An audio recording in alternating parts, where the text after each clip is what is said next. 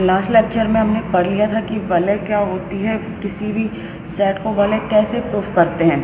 ये कंडीशंस हमने देख ली थी, वलय के कुछ प्रकार भी हमने पढ़ लिए थे। नेक्स्ट है पूर्णांकीय प्रांत, जिसे डोमेन भी कहते हैं। कि पूर्णांकीय प्रांत क्या होता है, मैंने आपको कल बोल दिया था कि मैं वलय है, आपको जो मैंने वलय और वो जो उसके टाइप्स पढ़ाए थे, मैंने बोला था कि उन्हें अच्छे से पढ़ लेना, क्योंकि आगे जो भी आप थ्योरम में डेफिनेशंस करोगे वो पिछले से रिलेटेड होगी। तो अब है पूर्णांकीय प्रांत।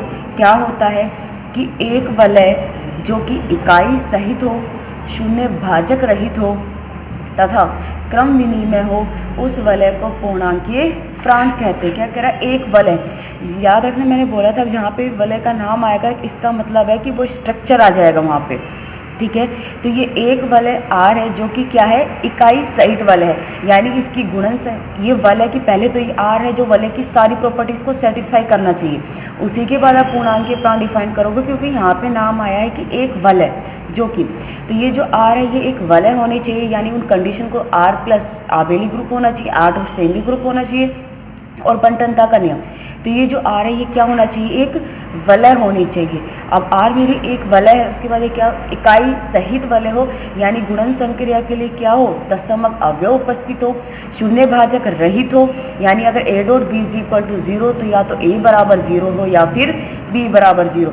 और तीसरी क्रम विनिमय, यानी गुणन संक्रिया के लिए क्रम विनिमय हो, तो ये वलय क्या कहलाती है, पूर्णांकीय प्रांत कहलाती है। कोई भी वलय आर पूर्णांकीय प्रांत कहलाती है अगर वो इकाई सहित वलय हो, शून्य भाजक रहित वलय हो और क्रम विनिमय वलय हो, तो क्या कहलाती है, पूर्णांकीय प्रांत कहलाती है। और ये उसके एग्जाम्पल हैं।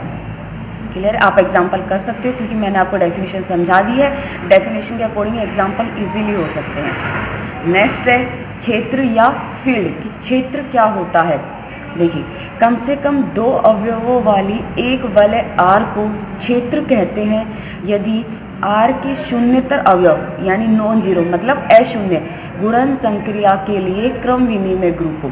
देखो ये क्या कह रहा है, कम मेरे पास ये वलय है आर, ये वलय इसमें कम से कम कितने एलिमेंट होने चाहिए, 2 एलिमेंट होने चाहिए, कम से कम 2 से ज़्यादा हो सकते हैं लेकिन 2 से कम तो नहीं होने चाहिए, कम से कम 2 एलिमेंट होने चाहिए, ठीक है। तो आर एक वलय है जिसमें कम से कम 2 एलिमेंट है, तो ये 2 अवयव, कम से कम 2 अवयव वाली वलय आर क्षेत्र कहलाएगी अगर आर के प्रत्येक अशून्य, यानी इसमें जो एलिमेंट है जो जीरो नहीं है, जीरो के अलावा यहाँ ए और बी है, ए भी जीरो नहीं है, बी भी जीरो नहीं, प्रत्येक अशून्य अवयव गुणन संक्रिया के लिए क्या हो, क्रम विनिमय ग्रुप हो। यानी गुणन संक्रिया के लिए क्रम विनिमय ग्रुप का क्या मतलब है कि गुणन संक्रिया के लिए समृद्ध हो, सहचारी हो, गुणन संक्रिया के लिए तत्समक अवयव उपस्थित हो, गुणन संक्रिया के लिए प्रतिलोम अवयव उपस्थित हो और गुणन संक्रिया के लिए क्रम विनिमय हो। आगे बात समझ में, तो ये क्या कहलाता है, क्षेत्र कहलाता है। तो मेरा कम से कम 2 अवयव वाला एक वलय आर क्षेत्र कहलाता है अगर इसके प्रत्येक अशून्य अवयव गुणन संक्रिया के लिए क्या हो, आबेली ग्रुप हो, संक्रिया गुणन है। अर्थात एक वलय आर क्षेत्र कहलाएगा अगर इसमें कम से कम 2 अवयव हो, क्योंकि ये लाइन इसलिए अंडर की है, लाइन की है क्योंकि क्रम विनिमय प्रूफ करना, क्रम विनिमय के लिए आपके पास कम से कम 2 एलिमेंट होने चाहिए, 2 से ज़्यादा हो सकते हैं लेकिन 2 से कम एलिमेंट डिफाइन नहीं हो सकते। और गुणन संक्रिया के लिए कैसी हो, ये क्रम विनिमय हो, इकाई अवयव हो और प्रत्येक अशून्य अवयव का गुणात्मक प्रतिलोम आर में विद्यमान हो। तो गुणन संक्रिया के लिए क्रम विनिमय बताना है तो इसका मतलब आपको पता ही, आबेली ग्रुप गुणन संक्रिया के लिए वही प्रॉपर्टीज आपको प्रूफ करनी। शून्यतर अवयव का मतलब है अशून्य अवयव, तो वो क्या कहलाता है, क्षेत्र कहलाता है। दोनों पूर्णांकीय प्रांत और क्षेत्र दोनों डेफिनेशन क्या है, इंपॉर्टेंट डेफिनेशन है, क्योंकि आगे की जो थ्योरम्स हैं या क्वेश्चंस हैं वो इन्हीं के बेसिस के ऊपर होंगे। नेक्स्ट है विभाजन वलय या विषम क्षेत्र। कि विभाजन वलय या विषम क्षेत्र किसे कहते हैं, कम से कम 2 अवयवों वाला वलय आर एक विभाजन वलय कहलाता है। यहाँ पर भी देखिए आर ऑलरेडी एक वलय है, जो भी आप डेफिनेशन पढ़ोगे यहाँ पे जो आर है वो ऑलरेडी एक वलय दिया हुआ है। तो कम से कम 2 अवयवों वाला वलय आर विभाजन वलय कहलाता है अगर आर क्या हो, इकाई सहित वलय हो और प्रत्येक अशून्य अवयव का गुणात्मक प्रतिलोम आर में विद्यमान हो। इसका क्या मतलब है कि गुणन कि कम से कम 2 अवयवों वाला जो वलय है आर वो विभाजन वलय कहलाएगा अगर इसका गुणन संक्रिया के लिए तत्समक अवयव विद्यमान हो और गुणन संक्रिया के लिए प्रत्येक अशून्य अवयव का प्रतिलोम विद्यमान हो तो वो क्या कहलाता है? विभाजन वलय या विषम क्षेत्र कहलाता है। बूलियन वलय, ये तो आपने फर्स्ट ईयर में भी पढ़ा था। बूलियन वलय क्या होती है कि कोई एक वलय है आर, ये बूलियन वलय कहलाती है यदि और केवल यदि ए स्क्वायर इज इक्वल टू ए, जहाँ ए किसका एलिमेंट होगा? आर का एलिमेंट होगा। जैसे 1 square is equal to 1। Clear है?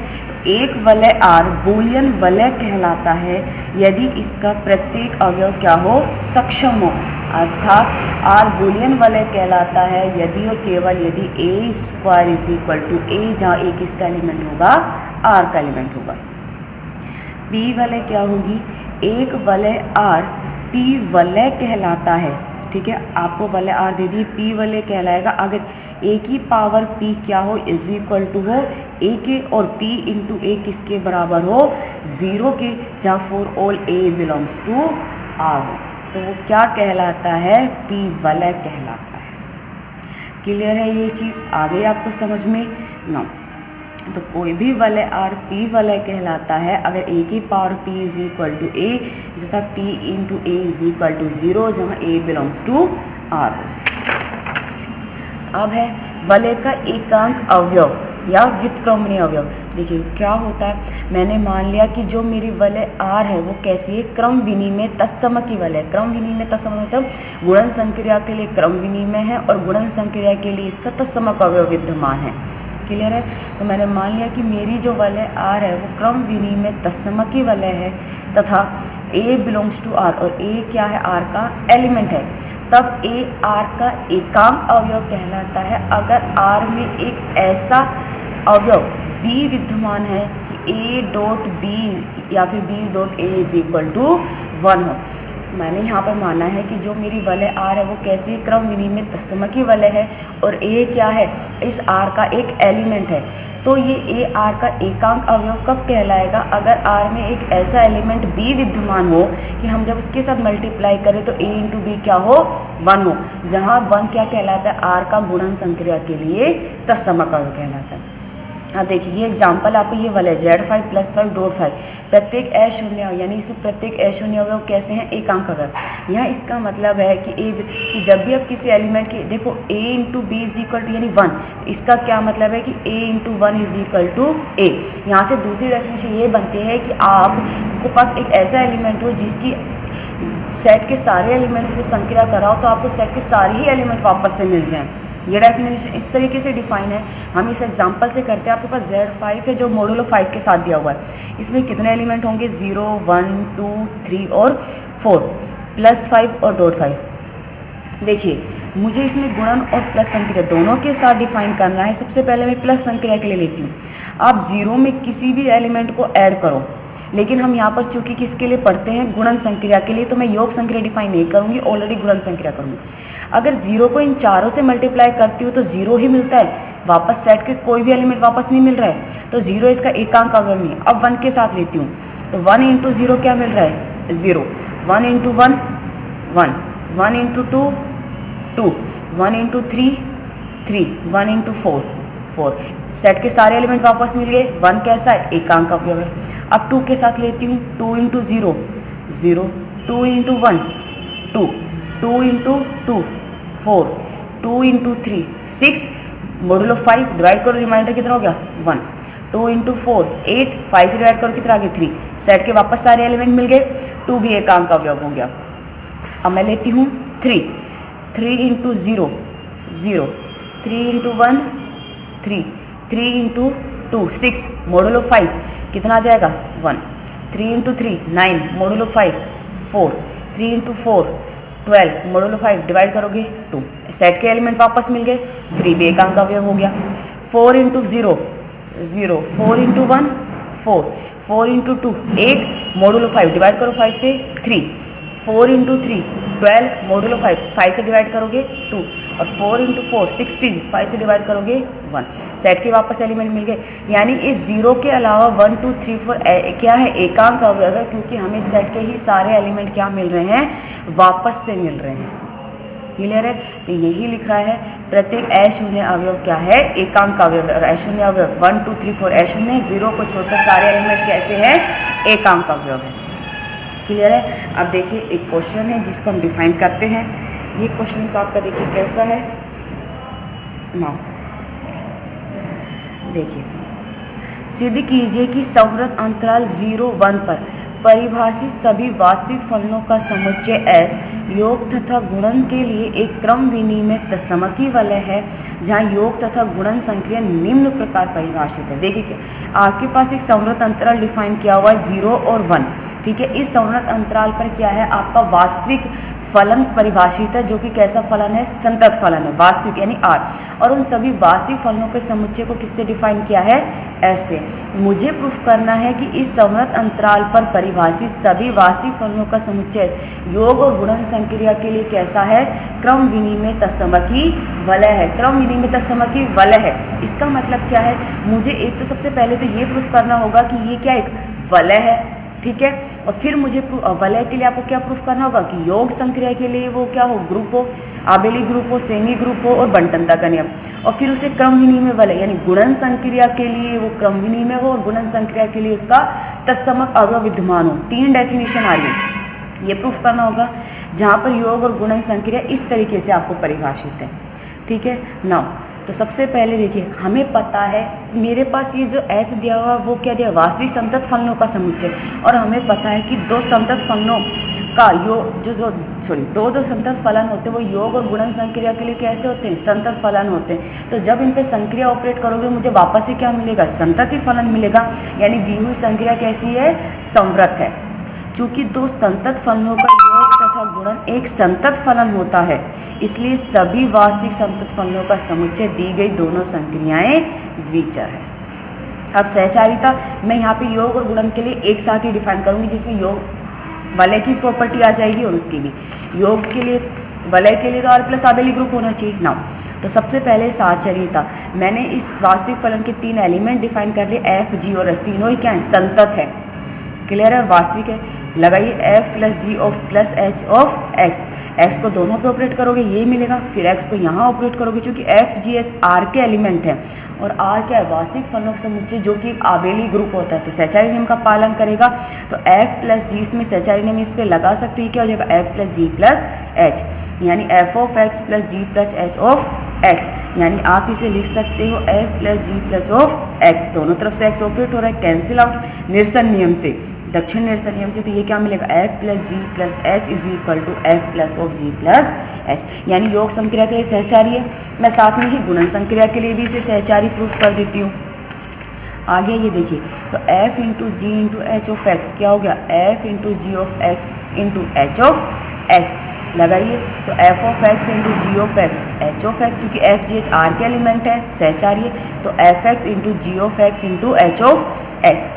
F of x into G into H X, ये से आप लिख सकते हो F into G into H of X. दक्षिण निरसन नियम से X कैंसिल आउट, निरसन नियम यहाँ पर भी लागू होते हैं, ठीक है, जो आपने पढ़े थे। तो ये हो गया F into G into H is equal to F into G H, यानी योग तथा गुणन संक्रिया के लिए जो R है वो कैसे हैं, सहचारी हो गया। अब तत्समक अवयव निकालना योग और गुणन संक्रिया के लिए, तो सबसे पहले योग संक्रिया के लिए देखिए, मैं एक फलन O इस तरीके से परिभाषित कर रही हूँ कि O x क्या मिलेगा, 0 ऑफ x, और ये 0 है, 0 ऑफ x क्या होगा, 0 के बराबर होगा, जो कि किस में ही बिलोंग कर रहा है, इंटरवल में, क्योंकि आपको अंतराल दिया हुआ है, तो जो भी तत्समक अवयव निकालो वो अंतराल में ही बिलोंग करना चाहिए। और चूंकि हमें पता है कि योग और गुणन संक्रिया के लिए जो तत्समक अवयव होते हैं वो 0 और 1 होते हैं, तो हम यहाँ पर भी वही डिफाइन करेंगे। तो मैंने योग संक्रिया के लिए तत्समक अवयव डिफाइन कर रही हूँ, 0 डिफाइन कर दिया, जो कि इस अंतराल से बिलोंग करेगा। तब देखिए, तो जब मैं f प्लस 0 ऑफ x निकालूंगी क्या होगा, f of x plus 0 of x।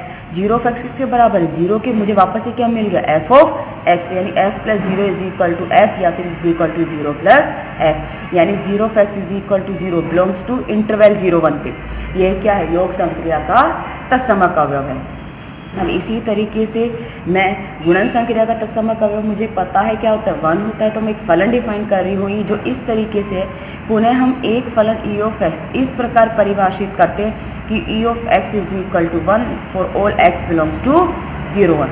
तो f into e into x क्या होगा, f of x into e of x।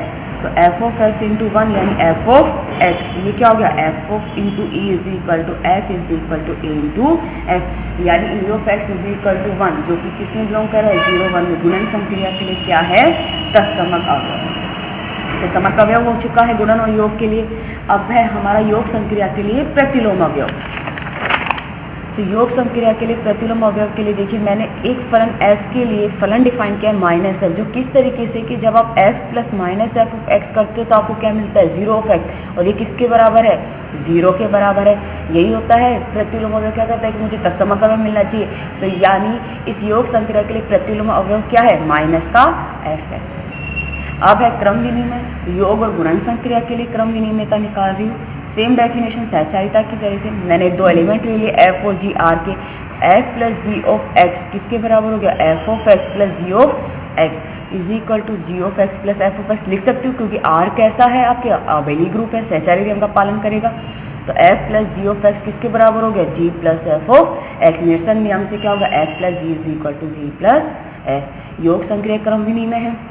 Now गुणन संक्रिया के लिए देखिए f into ji of x is equal to f of x into ji of x, इसे आप लिख सकते हो g of x into f of x, यानी f into ji of x is equal to g into f of x. निरसन नियम से F into जी किसके बराबर हो गया जी इंटू एफ, यानी गुणन संक्रिया भी कैसी है क्रम विनिमय।